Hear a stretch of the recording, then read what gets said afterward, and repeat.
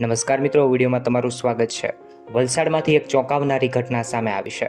વલસાડમાં પિતાએ પોતાના પુત્રને હત્યા કરી। ખરેખર આ સમગ્ર ઘટનાની અંજામ આપવાનું કારણ શું છે?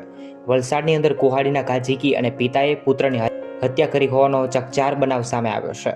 વલસાડ જિલ્લામાંથી એક ચોંકાવનારો કિસ્સો સામે આવ્યો છે।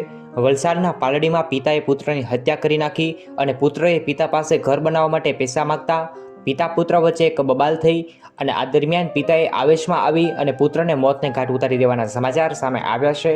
પોલીસે આરોપી પિતાની અટકાયત કરી કાયદેસરની કાર્યવાહી હાથ ધરી છે।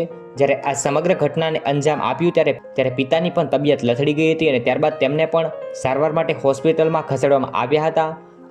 પુત્રની હત્યા કર્યા બાદ પિતાની પણ તબિયત લથડી હતી અને હાલમાં અવારનવાર બંને વચ્ચે ઝઘડા થતા હતા અને તેનો દીકરો ક્યાંય પણ કમાવા માટે પણ જતો ન હતો, તેને લઈ પણ વારંવાર બબાલ થતી હતી। ખરેખર આ સમાચાર સામે આવ્યા છે વલસાડમાંથી। તો બસ મિત્રો, આજનો આ વિડીયો અહીં સમાપ્ત થાય છે।